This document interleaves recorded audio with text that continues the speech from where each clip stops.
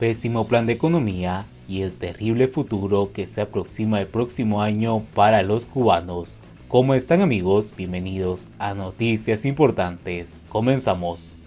La economía cubana no está para andar perdiendo el tiempo, porque en contra de lo dicho por Díaz-Canel, poco o nada se ha avanzado en la línea necesaria para la modernización y la eficiencia productiva, y los resultados son bien visibles. En su edición del pasado martes, el diario Grama informa que en la reunión del Consejo de Ministros se aprobó un plan de economía y de presupuesto de Estado para el 2022, que será presentado en unos días a la Asamblea Nacional para que los diputados den su aprobación. De modo que se vuelve a dar continuidad al mismo ciclo aburrido de todos los años. Por cierto, ¿alguien sabe dónde se pueden consultar estos documentos? También parece que se habló que en el gobierno de una eventual actualización de la política para la inversión extranjera en el país. Bien está lo que bien acaba, lo llevamos diciendo algún tiempo, pero ya se verá en qué queda todo esto. De modo que, tras lanzar mensajes al pueblo glosando su dignidad y la capacidad tremenda de resistencia y de no dejarse derrotar, Díaz-Canel entró en materia para dar curso a los documentos antes señalados. Por cierto, nada se informó respecto a la posible discusión interna de los ministros por el plan o el presupuesto. En la Organización Comunista Cubana ya se sabe, todo el mundo alineado en la fila de la conga y sin salirse. Del plan de la economía, Díaz-Canel no dijo nada que no se sepa. Por supuesto que se va a aplicar en condiciones muy adversas, pero ese disco rayado es el mismo de hace más de 6 décadas, cuando se elaboró el primero por la Juseplan, así que nada nuevo bajo el sol. Después, apuntó que se tiene que aplicar de una manera inspiradora, por lo que ha hecho este pueblo en medio de la agresión a la que ha sido sometido, más los efectos de la pandemia, es una heroicidad. Por ello, sería bueno saber qué pueblo ha participado en la elaboración del plan, o en su caso, qué criterios del pueblo han sido tenidos en cuenta para este plan.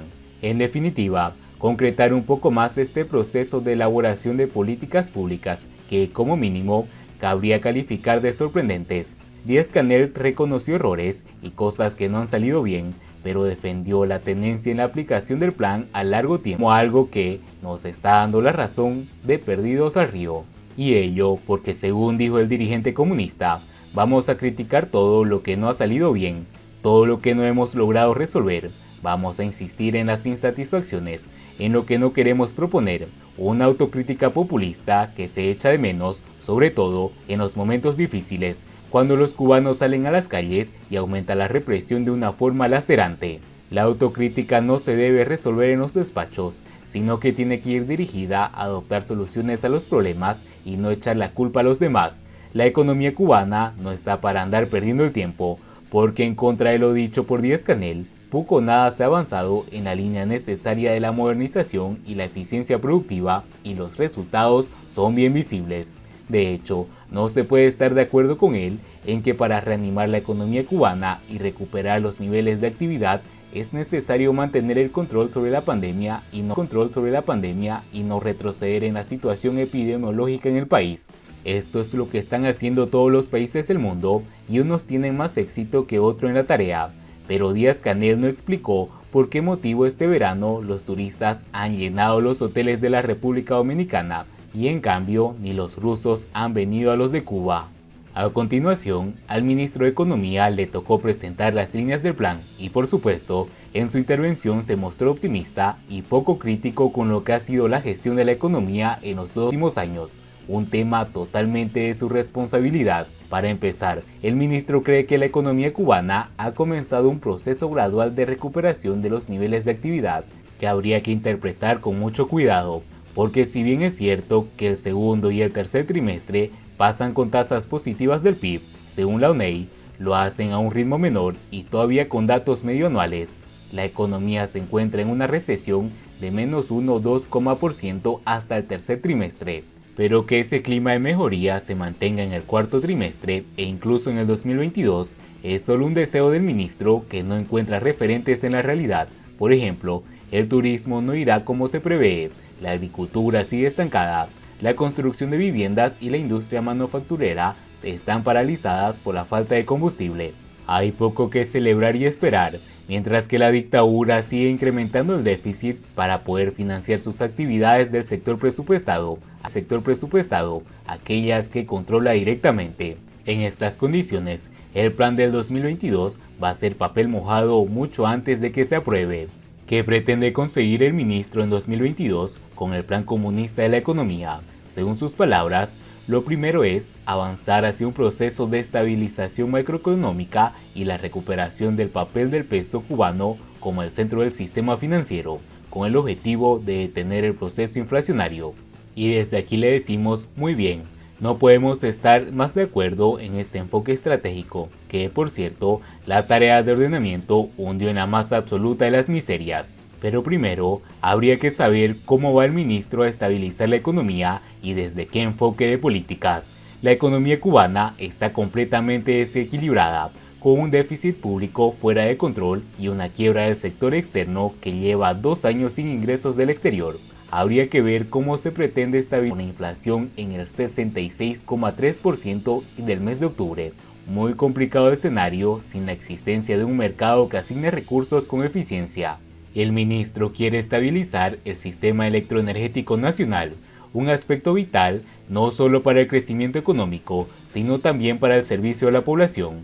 Atender de manera priorizada a las personas, hogares y comunidades en situación de vulnerabilidad, transformar el sistema empresarial estatal, sujeto principal del modelo económico cubano, que demanda un salto desde el punto de vista de la participación y eficiencia, así como descentralizar las competencias en función de una mayor autonomía en los municipios para impulsar el desarrollo territorial. Pero una vez más, surgen muchas dudas de cómo va a ser todo eso, teniendo en cuenta que quien mucho abarca poco aprieta, y que, en realidad, si no se estabiliza la economía y se controlan los precios y el tipo de cambio del peso, todo lo demás es un chic pleito. Y por mucho que se hable de vulnerabilidades o de empresas estatales con pérdidas o de apagones, muy difícil será dar solución a todo ello si la economía no se equilibra. Y aquí es donde surgen más dudas.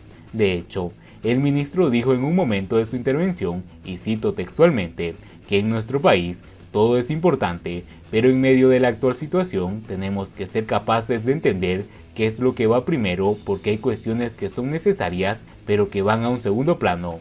Y esto no puede ser más cierto, pero la cuestión es quién, qué y cómo se prioriza lo que se tiene que hacer, porque en democracia plural, el gobierno busca equilibrios parlamentarios para lograr definir sus prioridades de acción, pero en una hegemonía comunista totalitaria como la que hay en Cuba, está muy claro lo que se tiene que hacer, porque las órdenes salen directo del partido. Ya dirá el ministro, por ejemplo, qué hacer con las inversiones, cuando el 58% de ellas se concentra en el sector priorizado de la economía. Son inversiones imprescindibles para el país, pero ¿cuáles? Las habitaciones de los hoteles, de los centros faraónicos del Mariel. ¿Por qué no se priorizan los alimentos, la manufactura o la construcción y reparación de viviendas o la construcción de infraestructuras energéticas? El ministro también habló de las estrategias de desarrollo municipal, un instrumento que más que servir como un conductor del desarrollo económico y social en los territorios, actúa como una correa de transmisión del poder político comunista a las entidades productivas y limita sus posibilidades de alcanzar niveles de eficiencia técnica en la producción. Una apuesta política muy peligrosa. Esto es lo mismo que hablar del respaldo a las actividades de la ciencia, la tecnología y la innovación. Si no hay comida o vivienda, ¿qué sentido tiene volcar recursos a algo que, a la larga, nunca se ha rentabilizado?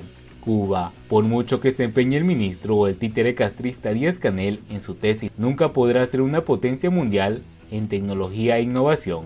En resumen, un año más de un plan que, según el ministro, prioriza la producción nacional de alimentos, el seguimiento del perfeccionamiento del comercio interior, el cumplimiento del plan de circulación mercantil minorista estatal en pesos cubanos, garantizar el control de gastos a todos los niveles presupuestarios y asegurar la eficiencia del proceso inversionista y redoblar el esfuerzo para la captación de inversión extranjera directa. Muy bien, y si después, al final del año, nada de eso se cumple, ¿quién debe asumir la responsabilidad? ¿El embargo, como siempre, o el ministro? La dictadura comunista no pretende hacer los cambios necesarios en el país y en la economía cubana, por lo cual el año que viene se presenta muy oscuro para el pueblo cubano. Y bien amigos, así vamos terminando las noticias importantes del día de hoy. Por favor, nos ayudarían mucho compartiendo las noticias con sus amigos, con sus familiares y así poder llegar a muchas más personas con la verdadera realidad en Cuba. Patria y vida mis hermanos, nos vemos en el siguiente.